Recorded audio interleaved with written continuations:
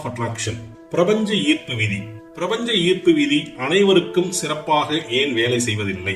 பிரபஞ்ச ஈர்ப்பு விதியை நீங்கள் நம்புவது மட்டுமே உங்களுக்கு வெற்றியை தந்து விடாது, நீங்க நினைப்பது நடந்து விடாது. அதை தாண்டி அதற்கான முயற்சியில் நீங்கள் ஈடுபட வேண்டும். உதாரணத்துக்கு உங்களுக்கு செல்வம் வர வேண்டும் என்று நீங்கள் நம்பினால், ஆழமா எனக்கு பணம் சேரணும் நம்புறீங்க, அந்த நம்பிக்கையை தாண்டி பணத்தை சம்பாதிப்பதற்கான முயற்சியிலும் நீங்கள் ஈடுபட வேண்டும். இரண்டும் இருந்தால்தான் வெற்றி கிடைக்கும்.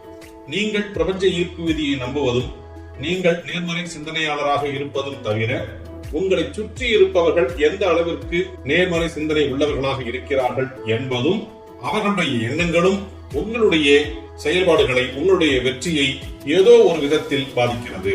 அதே போல ஆழ்மனதில் தேங்கி கிடக்கும் கழிவுகள், சிறு வயது முதல் மனதில் தேங்கி இருக்கும் எதிர்மறை எண்ணங்களை நீங்கள் சுத்தப்படுத்த வேண்டும். கம்ப்யூட்டர்ல ஹார்ட் டிஸ்க் அப்படின்னு ஒண்ணு இருக்கு.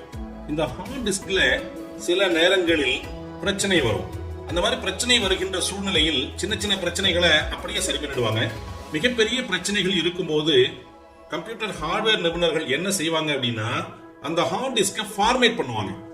ஃபார்மேட் அப்படிங்கிறது மொத்தமா அந்த ஹார்ட் டிஸ்க்ல உள்ள எல்லா தகவல்களையும் தொடச்சி சுத்தம் பண்ணக்கூடிய ஒரு செயல். இந்த மாதிரி செய்யும் போது அதன் பிறகு அந்த ஹார்ட் டிஸ்கினுடைய பெர்ஃபார்மன்ஸ் ரொம்ப ரொம்ப நல்லா இருக்கும்.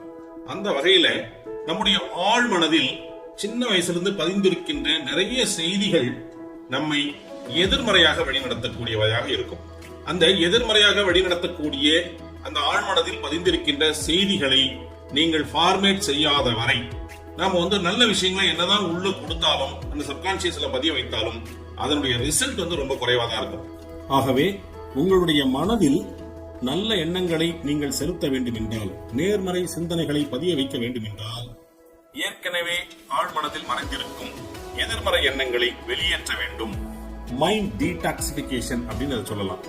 ஏலகிரி, ஏற்காடு போன்ற இடங்களில் நமது மைண்ட் பவர் அகாடமி சார்பாக நடத்தக்கூடிய சிரிப்பு யோகா, பிரபஞ்ச ஈர்ப்பு விதி, மனோசக்தி தியானம், உங்கள் காந்த சக்தி போன்ற எல்லா பயிற்சிகளிலும் இந்த மைண்ட் டீடாக்சிபிகேஷன் அப்படிங்கிற ஒரு விஷயத்தை செய்கின்றோம். இதன் மூலமாக ஆழ்மனதில் தேங்கி இருக்கும் எதிர்மறை கழிவுகளை வெளியேற்றுகிறோம். அந்த மாதிரி வெளியேற்றும் போதுதான் நல்ல விஷயங்களை, புதிய விஷயங்களை நீங்கள் நினைத்தது போல் உங்கள் மனதில் பதிய வைக்க முடியும். இது போன்ற முறைகளின் மூலம் எதிர்மறை எண்ணங்களை வெளியேற்றிவிட்டு அதன் பிறகு நீங்கள் இந்த பிரபஞ்ச ஈர்ப்பு விதியை பயன்படுத்தினால், பிரபஞ்ச ஈர்ப்பு விதி மூலமாக மாபெரும் சாதனைகளை நீங்கள் படைக்க முடியும். வாழ்த்துக்கள். நன்றி.